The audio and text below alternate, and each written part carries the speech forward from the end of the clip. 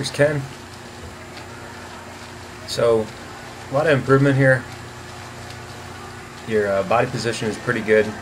When you're turning to breathe, your head is coming up a little more than it needs to. See how you're getting that pause and you're raising your head up?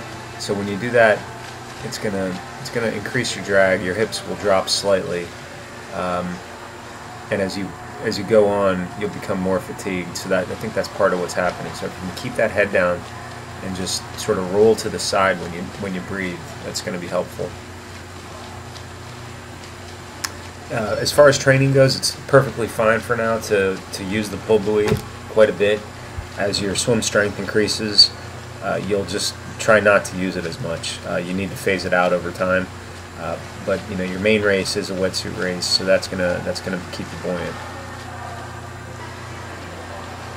And what you can do when you're training with the pull buoy is try and slow down your stroke turnover. I know we talked about that. The catch-up drill is one thing that'll help with that.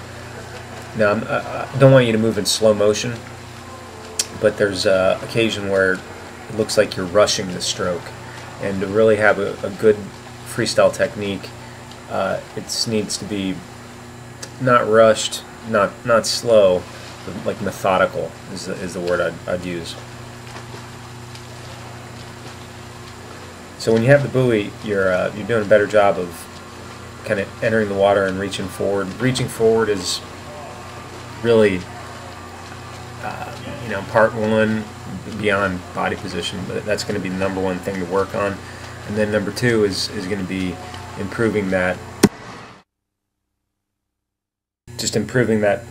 underwater catch with a variety of one-arm drill, catch-up drill, and then just kind of focusing on what you're doing drill. So do you see what I mean by it seems like you're just a little bit rushed?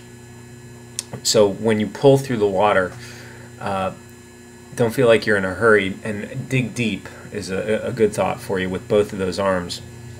So for now, what you want to get to is what I would call the straight arm pull. And what you're doing here is starting with the straight arm, but then the elbow slides back, or the elbow slips through the water. So when your elbow slips through the water, you just give up a lot of leverage, and you're still working hard, but you're just not moving forward as fast as you could. So what you're going to try and do is really keep your arms locked out, like no bend in your elbow almost.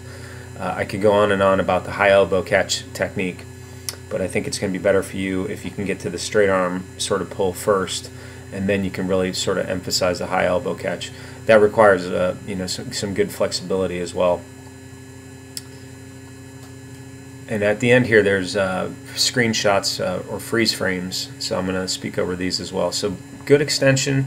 That's a nice long reach there. And then as you pull through, pretty good rotation.